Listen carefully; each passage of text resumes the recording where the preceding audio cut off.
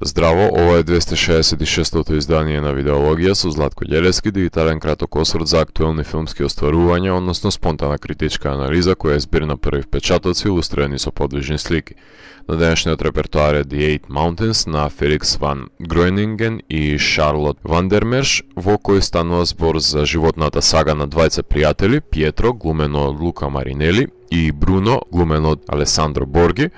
кои се запознаваат како мали деца, додека биле на одмор членовите на семејството на Пиетро од Торино. Со изминувањето на годините, Пиетро се оддалечува неговиот татко капиталист и не сака да постане како него, а Бруно е тој кој го зазема местото на сурогат син и по смртта на таткото се зближуваат пријателите, кои несат одлука дека на живописно место, покрај глечерот кој ги крие спомените на земјата, кај што таткото на Пиетро сакал да изгради куќа на 3000 метри надморска височина, ќе изградат викендица во која ќе се сретнуваат барем еднаш во годината за време на летниот период, отпочнувајќи ја нивната авантура за градење на куќата, но посведочуваме дека на различен начин се соочуваат со животните предизвици при секоја нивна средба. Адаптацијата на Билдунгсроманот на Паоло Конјети имав можност да ја погледам на големото платно минатата година за време на филмскиот фестивал Cinedejs и беше еден од моите најомилени филмови на фестивалот, кој што беше прекрасен амалгам на квалитетната форма и содржина, и по неговото гледање одлучив да не правам епизода на Видеологија за филмот, се додека не стане достапен за да може да уживате и вие во ова исклучително филмско достигнување, кое е богатство за очи со големо срце.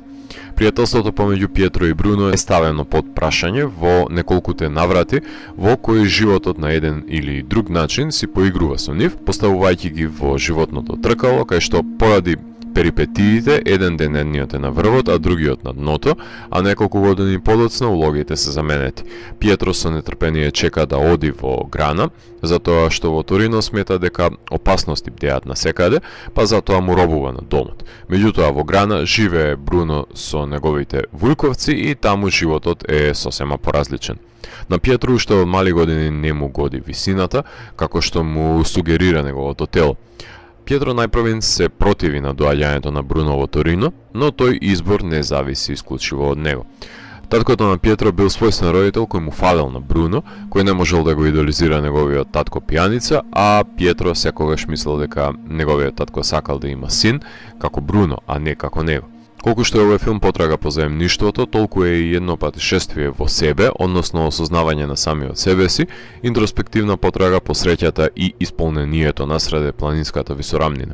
Пиетро на почетокот е резигниран, талкач без пријатели, работа, девојка, цел во животот, а Бруно е екстровертниот алфа мажјак, работоспособен градежник, со мисија да го исполни ветеното кон таткото на Пиетро со самодоверба, која е дефицитарна кај Пиетро. Бруно е помирен со себе си дека ќе биде планинар, како неговите предци, но Пиетро е тој што ќе пушти корења во Торино, се запознае со пријатели кои ќе ги донесе во изградената куќа и започнува во тој миг да се менуваат животите, затоа што идеалниот момент кога тие ја градат куќата нема да трае вечно. Пиетро е готвач кој има потреба од преобразба, додека пак Бруно се повеќе и повеќе се оддалечува и оттуѓува од градот и цивилизацијата и приврзува за рустикалната селска идила и живеењето од пасиштата и Лара, пријателката на Пиетро, која одлучува да му помага околу куќата, станувајќи негова сопруга. Трагачот Пиетро станува светски патник, писател, мештател, кој осознава дека има повеќе од светот отколку Грана, а во неговите странствувања пронаоѓа и љубов и постепено се кристализира неговиот животен пат по спокој, за разлика од Бруно, кој не може да се избори со трошоците за преживување во планината, но не е подготвен да ја напушти, па затоа и ја носи одлуката да обстои сам таму, претворајќи се во неодговорниот татко кој го презирал, пркајќи го пријателот кој првенствено го воочува повикот за помош и сака да му помогне да застане на нозе, но безумниот Бруно не сака да му биде помогнато, чија што судбоносна одлука веќе е донесена. Од детската игра, кај што се раѓа пријателството во Грана, адолесцентната средба со градежникот Бруно и самотниот Пиеро, кој не ги завршува студиите, преку делегирањето на врските во градењето на куќата, наоѓањето на животни со патнички и разидувањето на различни страни на светот се секвенционира и испишува животната сага за суштината на пријателството. Двајцата пријатели се однесуваат како браќа и во неколку наврати гледајќи го филмот заборавив дека не се крвно поврзани, но воспоставуваат семејна динамика која соодветствува на таа поврзаност, иако секој од нив изодува различен животен пат, што значи дека секој на различен начин со својата дијалектика се справува со препреките кои им ги поставува општеството кое се менува низ годините. Природата е константна, но треба и таа да се совлада и да стане обработлива, за да има човекот полза од неа, да биде плодотворна, но и сурова и ревносна, одземајќи ги условите за преживување во неа за време во зимата, но со изолирањето на ликовите во неа се овозможува поинтимното запознавање со нивниот сооднос, кој за некого ќе биде доволен, но за некого ќе биде незадоволителен. Со оглед на тоа што фокусот е на двајцата протагонисти низ времето, неминовно е да се поврзате со нив и да останете до крај, за да дознаете како ќе се одвиваат нивните животни патила. Нивното заемно градење на куќата е обид за консолидирање и надополнување на прекратеното другарување од детството. Иако дејствието е ситуирано на Алпите, насловот е дериват кој се однесува на 8-те врвови на Монт Еверест во Непал. Верувам дека снимањето на домашните животни им предизвикувало главоболки на режисерите, перформансот на актерите во главните улоги, иако знае да биде наменски со истакнат акцент на физикалната изведба, тие вешто ги потиснуваат на искажанливите емоции и сведуваат на гестикулации. Куќа бара одржување, ако не живее човек во неа се запушта, како што можеме да согледаме во филмот, која станува се содржател на спомените од минатото, односно нивна гробница. Планината за Бруно е живо битие, кое смета дека нема да го повреди, затоа што има израснато во незините падини, аскет во незиниот храм, ама да не забораваме дека планината е диво животно, па ако се присетиме на Гризлимен на Вернер Херцог, ќе се согласиме дека дивите животни се способни за уништување, а не само создавање. Затоа епилогот е соодветен за животната нишка на поданикот, која величи незината убавина, оставајќи го пријателот да живее со јадежот и немирот, зашто животните патишта им се разиделе и не бил таму кога му бил потребен на пријателот да го откопа од јамата на сомневањето во себе си. Фрла светло филмот на токсичната мажественост, кај што тврдоглавоста и суетата го има последниот збор во неможноста за адаптирање во новата средина, која резултира со последицата во разрешницата. Минатата година беше исполнета со бројни играни филмови ситуирани во планина, започнувајќи со Infinite Storm со Наоми Вотс, преку тензичните The Ledge и Summit Fever, запрепастувачкиот Fall, фестивалскиот The Mountain, меѓутоа ниту еден од нив не е совршен брак на приказна и визуализација како што е The Eight Mountains, меѓутоа поблизок на тематско рамниште ми е филмот со делата на режисерката Кели Рајкард, не само незиниот последен First Cow во кој имаше спријателување од бизнис побуди, туку поблизок е со Old Joy од 2006 година во кој двајца пријатели, еден хипик и урбан човек, планинарат, заедно и проаѓаат низ процесот на себеспознание. Или ако повеќе сакате, филмот е реминесцентен на Brokeback Mountain, само без хомоеротска компонента, односно алудира на машка верзија на Wild на Жан-Марк Веле, само што се пешачи во вертикала повеќе отколку во хоризонтала. Музиката на Даниел Норгрен на почетокот има за цел да го заинтригира гледачот, на моменти да осцилира како најава за несакан исход, а помеѓу инструменталните авторски партитури може да наслушнеме дел од саундтракот, кај што милозвучен машки вокал во придружба на гитара, не варе некој кант автор од рангот на Донован, одекнува во транзиционите сцени, како и хипнотичен женски глас кој се извива во пазувите на Хималаите. Човекот кој максимално ја има употребено во одушевувачката пасторална убавина на Алпите, кај што е ситуирано дејствието, како природната писерија која фотографира на снимателот на филмовите на Јулија до Курно,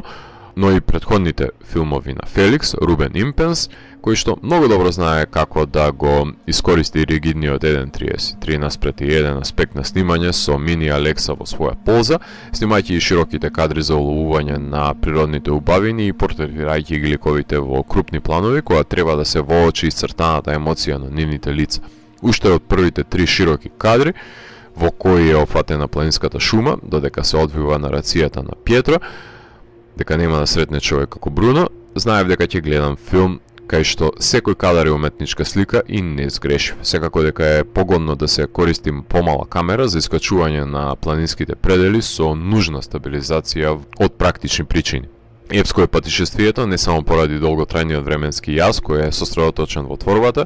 туку и нејзиното спорадично време трајање кое се доближува до 150-та минута, што по секој стандард е прекумерно измачување на вниманието на гледачот, меѓутоа со помош на монтажата на Никол Лорен, монтажерот на Skate Kitchen и филмовите на Феликс, кој хронолошки ги подредува продирањата во 4 децении од животот на ликовите на тој начин што гледачот со нетрпение чека да дознае и хипотетизира како би се одвивал животот на ликовите, правејќи ги овие 147 минути подносливи за гледање, без разлика на камерната екипа и локацијата на која се пресретнуваат. Временските елипси, односно скоковите помеѓу годините, не се испишани во кадрите, па решено е со заземање на улогите на постари актери, додека местото кај што се прави скокот напред во хронотопот е идентично. Шарлот ја знаеме по незината актерска кариера, која ја коментирав кога го рецензирав белгискиот Adoration во видеологија, во кој глумеше, меѓутоа се има појавено пред камерата и во филмовите на Феликс и заедно го има напишано сценариото на The Broken Circle Breakdown. Феликс голем дел од неговата филмска кариера го помина зад камерата, започнувајќи со краткиот 50 цици во 2000 година, продолжувајќи со првиот Долг Стив плюс Скай во 2004 година за љубовта помеѓу младиот крадец и проститутка. Првиот филм на Феликс во кој Шарлот се појавува пред објективот е With Friends Like This од 2007 година, во кој ја истражува нарушената динамика во едно друштво, откако ќе дојде во него еден променет повратник, завршувајќи ги 2000-тите со The Misfortunates од 2009 година за 30 годишниот писател, кој што се навраќа на спомените од неговото детство од 80-тите години во Белгија, филм со кој што Феликс беше селектиран и награден на Канскиот филмски фестивал, и широм му се отворија вратите на филмските фестивали, можност која не пропушти да ја искористи со неговиот нареден долг филм, сега веќе култниот The Broken Circle Breakdown од 2012 година, кој го напиша заедно со Шарлот за уште еден пар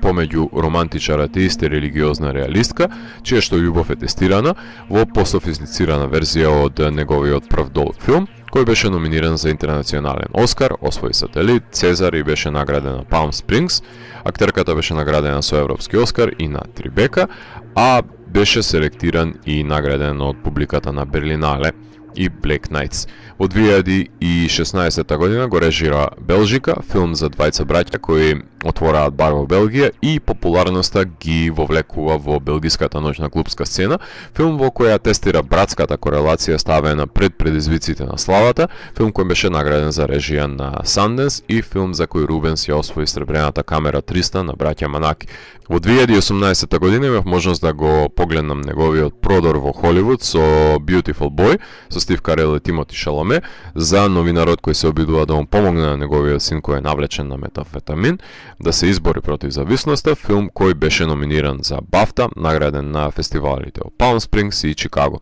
Феликс веќе има долгогодишна практика на создавање на конфликтни ситуации во кои ќе биде тестирана поврзаноста на двата носечки лика во неговите филмови, поставувајќи прашањето дали е нивната поврзаност доволно силна за да ги надминат препреките кои изникнуваат насреде животниот пат. Време траењето е најголемиот проблем на делото, меѓутоа штетата е сведена на минимум затоа што сценариото е безпрекорно составено, константно да се движи напред и споделува нови информации за ликовите со кои ќе се запознаете од мали нозе, така што филмот е најдобар пример како аномалијата да се сведе на собствена предност. Филмот ја имаше својата премиера на Канскиот филмски фестивал, кај што ја освои наградата од жири комисијата, потоа беше награден во Даблин, Вилнус и Ваљадолид, кај што директорот на фотографија Рубен Импенс ја зеде наградата за најдобра кинематографија. Филмот се прикажа минатата година и на браќа Манаки, кај што на моје големо задоволство жири комисијата му ја додели Златната камера 300. Филмот потоа се прикажа на фестивалите во Минхен, Цирих, Бусан, Сао Пауло, Загреб, EFI, Солун, Љубљана, Black Knights во Талин. Канал Плюс го продуцира, а Јанус го дистрибуира во киносалите ова остварување. За жал, ниту една од 4 држави копродуценти не одлучи да биде представник овој филм за интернационален Оскар минатата година, најмалку Италија, без разлика на тоа што беше награден со Давид Ди Донателло наградата, односно италијанскиот Оскар. Филмот Носталгија беше избран да биде представник на Италија, иако двата филма беа во конкуренција во Кан и Осумте планини освои награда. Филм кој го мапира развојот на симбиотската врска на пријателството низ годините, кај што еден ден едниот од нив е на врвот, друг ден на дно и обратно. Нераскинливо зближени поради исполнувањето на дадениот аманет, воочуваме како и ликовите се менуваат со обликот на природата во пролет, лето, есен и зима во планината, способна да создаде, но и безкомпромисно да уништува. Пријателство како планина која мора и двајцата паралелно да ја искачат за да се пресретнат. Ќе погледнете филмска магија, кај што секое наредно гледање, филмот го прави подобар. Ако морам да го евалуирам, тогаш The Eight Mountains од мене има 4,5 од 5. Доколку ви се допадна 266-тото издание на дигиталната архива Видеологија, лајкувајте го видеото, споделете го и следете го каналот. Последете и постанатите рецензии на виртуелната полица. И благодарам за вниманието. Поздрав!